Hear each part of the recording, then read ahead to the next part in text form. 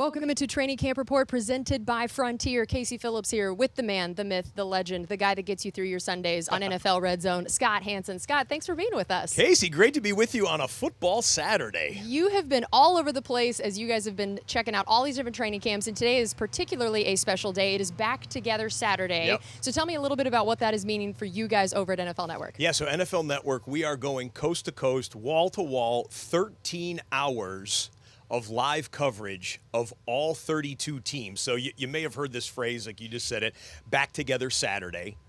The good folks at Wilson are sponsoring our show for the 13 hours, but it's kind of a newer event on the NFL calendar. The first full Saturday of training camps across the league, all 32 teams in camp, all 32 teams on the practice field on the same day, and we have 32 cameras covering all of those teams, 13 straight hours going straight through. Feels like a double red zone for me. Yeah, I was going to say, if anyone knows how to do the football endurance game, it would be you. And first of all, what is it like to be there just locked in all day, but not to one game, to essentially every game, and the kind of skill set that takes? It's, it requires stamina. Bladder integrity. Everyone wonders about the bathroom. If you want to ask me about that, it's fine. I do not use the restroom. It's not allowed. It's not that it's not allowed, to be honest with you. I actually could, but I'm such a football junkie. I would have my IFB, my earpiece. I would still have it in my ear, and it's wireless. Yeah. So if I went to go to the men's room for 2 minutes, I'm convinced the greatest touchdown of all time would happen. Yeah. I would hear it in my ear, and I would never forgive myself. So the truth is, I lock in for Red Zone 7 straight hours, no commercials, every touchdown.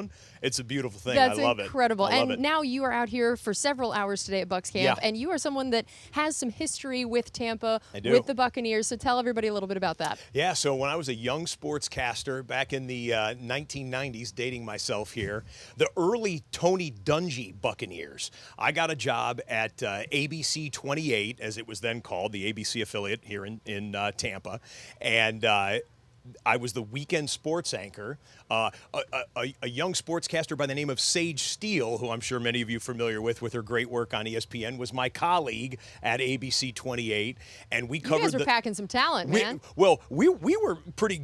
We were a strong. Jay Crawford was the sports director at the time, and he went on to ESPN as well. We had a strong group in our talent room in ABC Action News.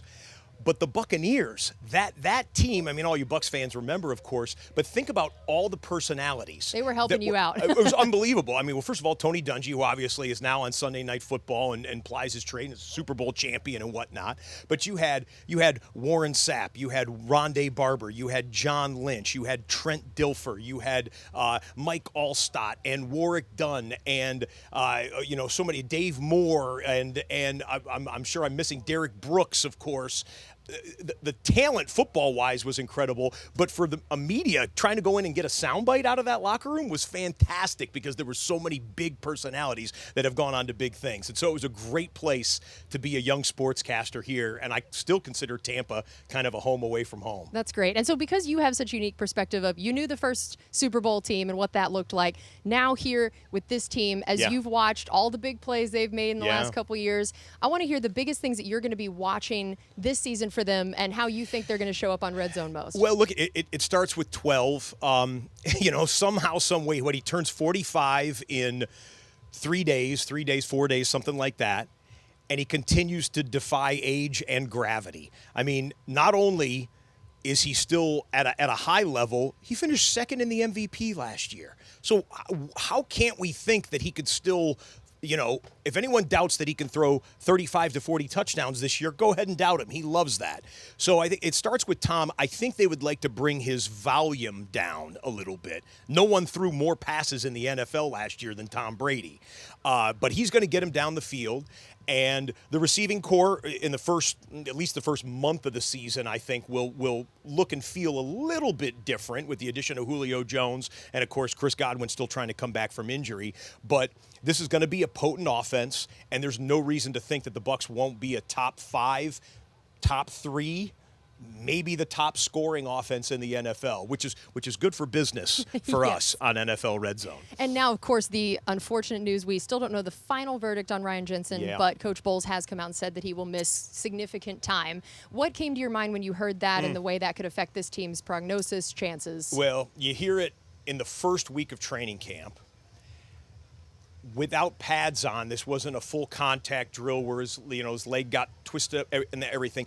And to a great player and such a well-liked player within his team, it's someone that's going to impact this loss, assuming that it is for a long time, maybe even for the entire season, is going to impact this offense, particularly because I'm sure you've documented it, of course, both starting guards from last year left in the offseason, and now you're going to plug in a new center for at least a substantial amount of time. And, of course, we all know that Tom Brady likes to have that pass protection. He likes to be able to step up in that pocket. He's not as concerned about edge rushers as he is that force up the middle. We'll see what type of pass protection the Bucs can give him. And Ryan Jensen brings some nastiness to this team as well that kind of sets a tone for the front five up there in the offensive line and the offense in general. I think it's a huge loss. I'm still hoping for good news as we speak, but again, it doesn't sound like it's tracking well. Yeah, my heart went out to him, especially because he was on the fence of coming back or not. He signed, I think it was one day after Tom Brady, right? It was the next day after Brady came back from retirement. He signed again with the Bucs, so it was kind of like, hey, let's make another championship push, and he's not going to be a part of that now. It's a shame. Yeah, and we know, again, it's back together Saturday. There's going to be a huge crowd out here today as they sold out training camp. Look, so many people already here. And this is what? This is before practice. This is like an hour before practice. Practice has not started yet. It's incredible. But we know a lot of them are here to see 12. A lot of them are here to see the offense. But now the defense, we know this is a team that likes to win with defense as well. And now you have Todd Bowles as the head coach, a guy that's a big fan of defense. You bring in Akeem Hicks next to a guy like Vita Vea. What are the things that stand out to you about what this defense could look like this year? Well, front to back, very, very strong. I'm not even sure if you can say which unit, whether it's the defensive line, the linebacking core, or the secondary, stands out among the others. I just think they are high percentile in the NFL at each one of those levels, which of course means that you're going to have, another great defense here. Pair that with an offense that could score 30, 35 a game, and this is a championship contending team. I think the linebackers are an interesting situation. Some people were a little down on Devin White last year, and we'll see if they can get back to the Super Bowl defense that they were a couple of years ago. I wouldn't doubt them. And then that defensive front is still the young guys are getting better, and we're already quite good. And then you add veterans, like you don't think Akeem Hicks is coming here with wanting to do this like Aaron Donald did last year after making some big plays, and he's still capable as well. It's going to be a ferocious front for the Buccaneers here this year. Great stuff. Well, Scott, thank you so much for joining us. And again, make sure you check out all of his work, not only on Red Zone, but today you can follow them along on their Back Together Saturday with the NFL Network. Again, Scott, thanks so much for being with us. I appreciate it. And Buccaneers fans, look, we're not going to take away one snap of the Buccaneers for you, but when the Bucs are on national TV, which will be a bunch, when the Bucs are on the bye or they're on Thursday Night Football or something, come join us on NFL Red Zone. There you go. All right, we are going to take a break. We have plenty more coming up here on Training Camp Report presented by Frontier. Now check out some highlights from yesterday's practice.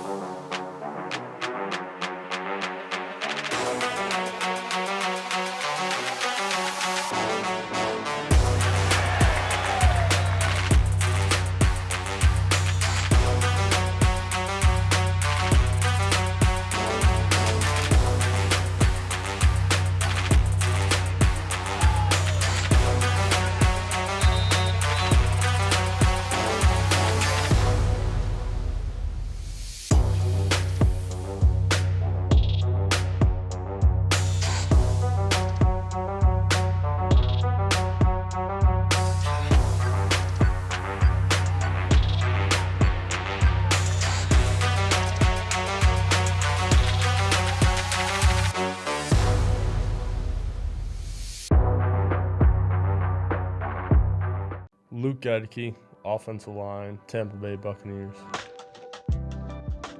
I grew up in a small rural community called Whitelaw, Wisconsin. It's about 30 minutes south of Green Bay. We didn't have any stoplights in town. The most we have is a few two-way stops. On my block, we had a lot of neighbor kids. We have a big field in our backyard, so we'd go out and we'd be playing tackle football in the field, baseball, basketball in the street, golf, you name it. The only rule my mom had was just be home when the streetlights came on.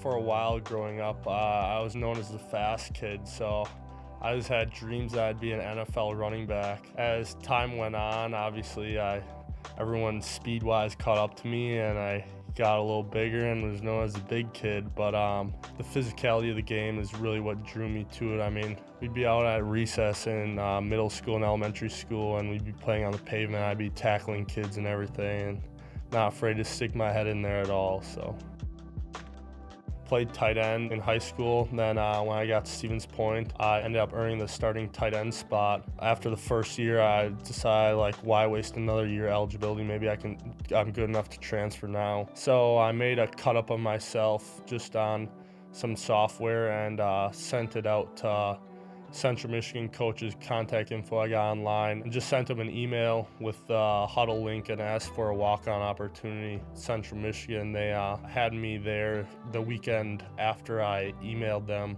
They had me go on a tour, and at the end of the tour, the head coach ended up offering me a full scholarship. Just busted my tail there and earned the starting right tackle position, and then was fortunate enough to enter the draft this year, and now I'm a Tampa Bay Buccaneer. Really just hope to bring same demeanor I've always had, same character, good character guy, and be able to gel well with my teammates and just really show them that I'm going to leave it all on the table for them, like I'm here for them, and just going to do whatever it takes to help this team win at the end of the day.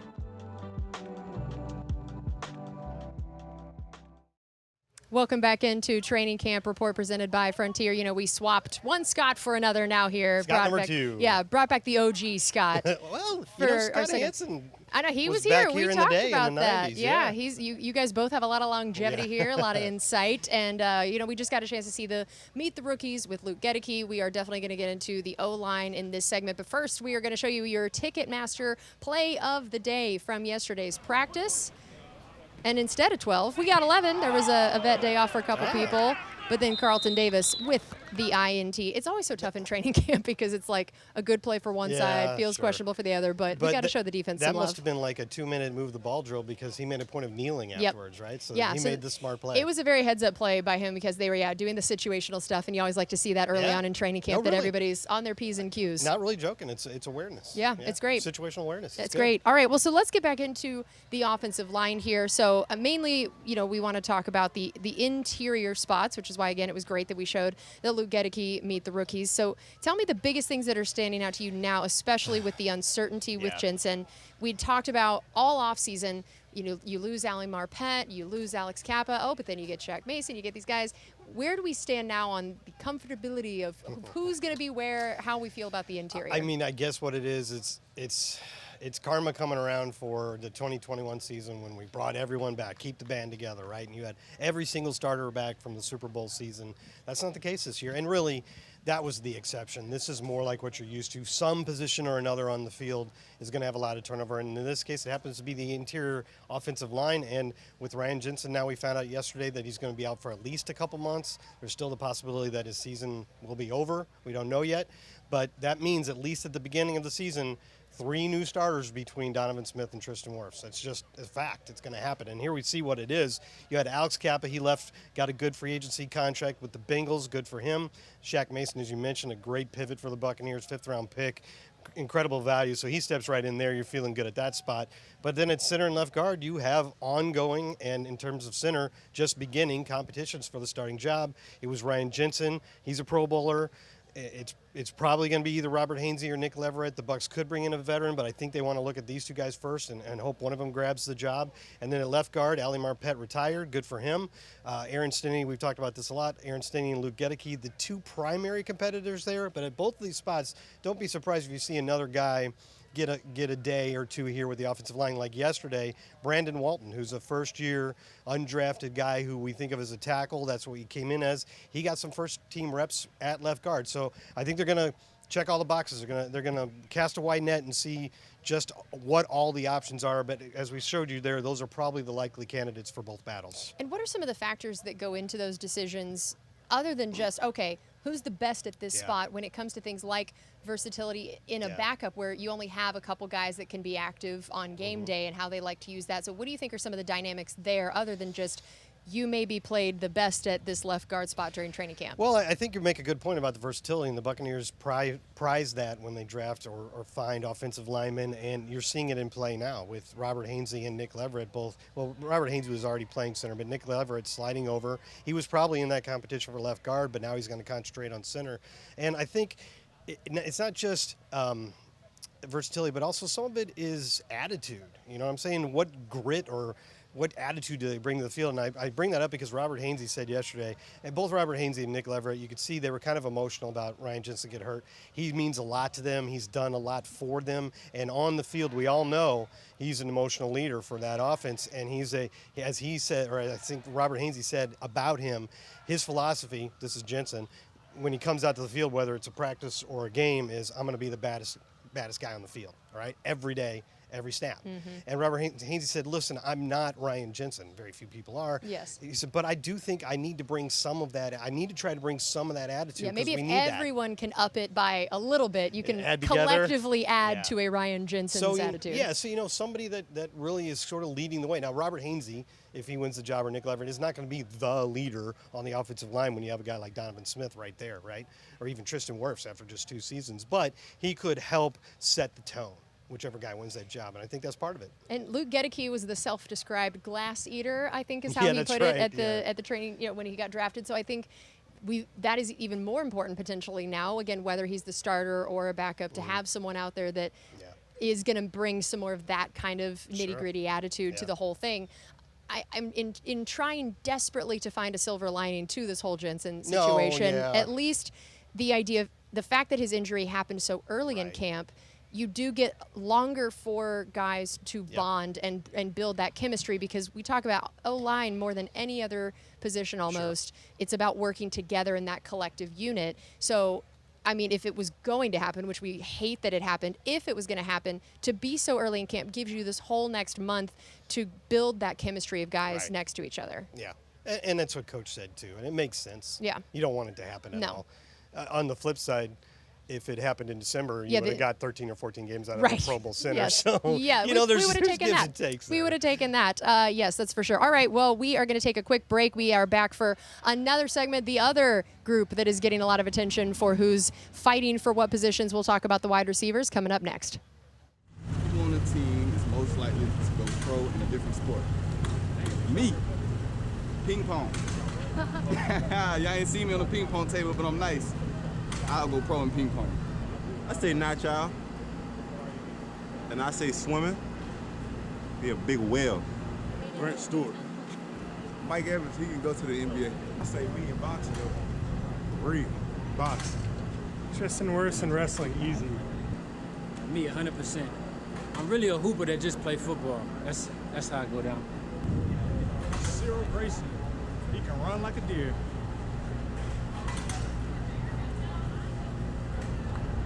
Andre Anthony, outside linebacker, Tampa Bay Buccaneers. I'm from New Orleans. I went to high school at Edna Carr. Great school, we're known for winning a lot of championships. So that championship mindset kind of always was something that was instilled in me. My high school coach always told me adversity builds character, and I've been through a lot of adversity at LSU. I mean, just in my life in general. If it's not playing, it's waiting my turn, it's injury. Knowing how to be a guy of high character and still keeping my head up regardless of the circumstances. Just watching the type of player Devin was when he was at LSU, the guy to fly around, he's always in every tackle, and just the type of person he was off the field. So looking up to him was always like something big, because that's what you want to follow, that type of leader. Hey, let's go, let's have a great day. 1, 2, 3, 1, 2, 3. When I got here, he already texted me, and we had a conversation just of what to expect and what to look for. Even when he came back to LSU to talk to us, he called me out in a team meeting, like, do you know how it's supposed to be done? And I took that as a challenge. Me and Devin had a real close relationship. watching those guys like Joe. I've always watched Shaq when I was in college. So just being around those guys and just watching them practice and how they practice, just kind of taking all the tools and getting as much as I can from them, just really being a sponge. For me, is just be me, still be me, do the best I can to find my way, whether special teams or defense, It's kind of get one of those, get in where you fit in and just do my best. If it's 1 play, 2 plays, I'm gonna give you the best I can, and if I do, I'm gonna celebrate it like it's my last play. So.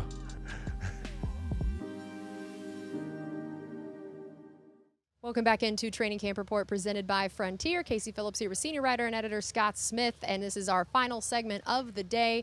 We talked about the O-line last segment and the wide receivers this one. I think, to me, this is going to be our mainstay of this camp, I feel like, are these two position groups talking about the receiver especially. Yeah, it's just going to be amazing to watch this all unfold. So let's start out with, we saw actually at the beginning of this last break, Russell Gage was the first guy that we got to look at in that camp cam footage. So I do feel like, especially once we signed Julio Jones, Russell Gage has been sort of the unsung, forgotten guy a bit in terms of the free agency signings we've had and the additions. Yep. So what do you think of bringing him in the role he could have, and why do you think maybe he has been overlooked a little bit?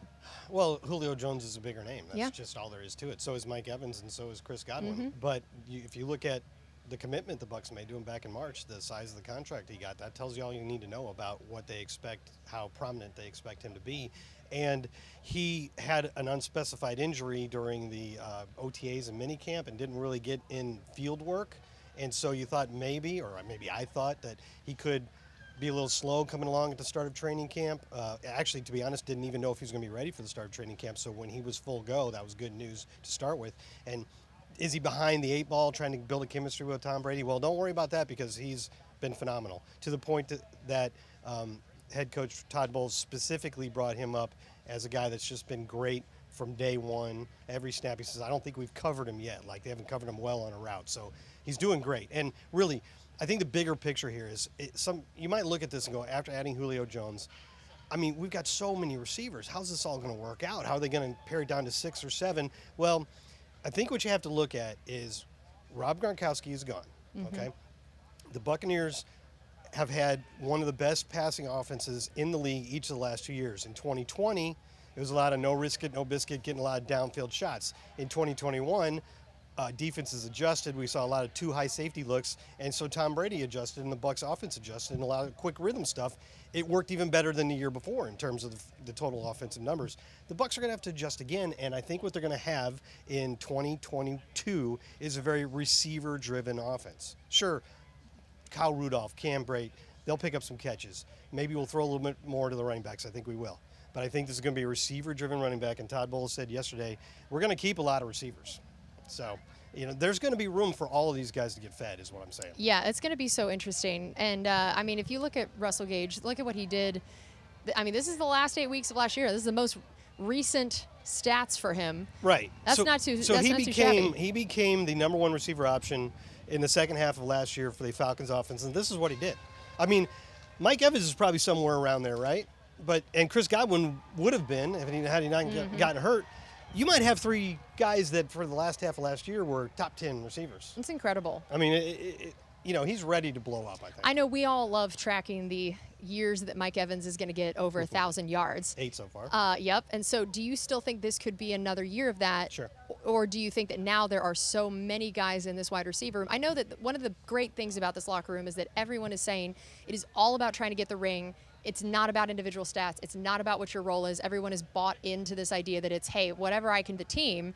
But, of course, we selfishly want for guys like Mike to still be able to get some of those marks. Do you see that still being a thing he could do? Absolutely, 100%. I think he'll get it. You always have to say barring injury, knock on wood. Right, yeah. But here's the thing. Julio Jones is great. And if he's anything near what he was 2 years ago before he had a bunch of injuries, it's phenomenal, right? Chris Godwin is phenomenal and is so important in his offense with all the things that he does.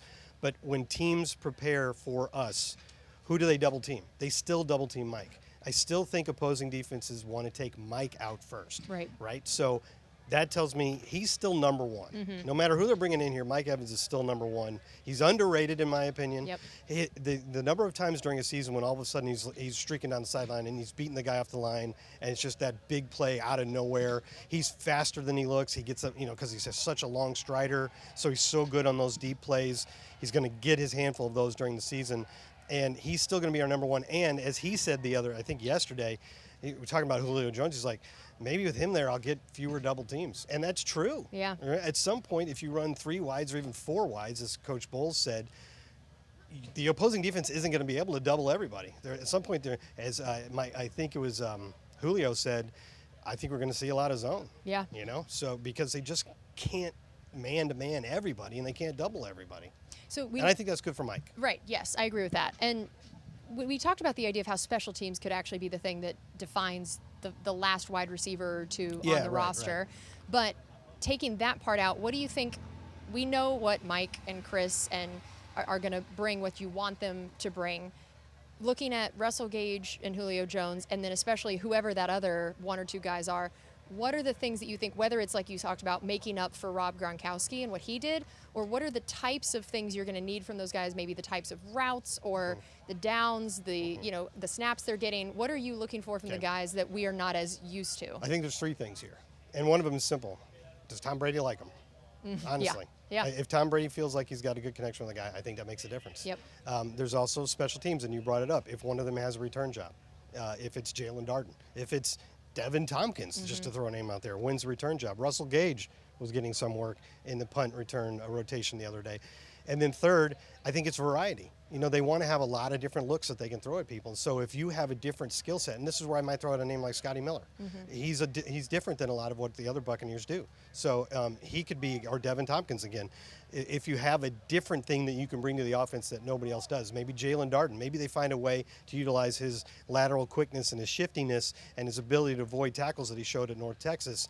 Maybe they find a way to use him on end arounds and jet sweeps and things like that. So something different that you can bring to this offense, I think, could be a deciding factor. And maybe also the fact that you have so many big guys, it could be okay to have the smaller one, that, especially when it comes to maybe blocking, that you got a lot of wide receivers big enough to do some blocking. Yeah, for sure. You maybe don't need even that as much. Right, exactly, as compared to some other people. Well, look at who they signed. The three undrafted free agents they signed right after the draft, Kalen Geiger, Jared Stearns, and Devin Tompkins, are all very small guys. Yeah. They're like, hey, let's sign all these guys, and maybe one of them works out. Yeah. All right. Well, that is going to do it for us on this edition of Training Camp Report presented by Frontier on this Back Together Saturday. Thank you guys so much for joining us. The team has their first off day tomorrow of this camp, but we'll be back here on.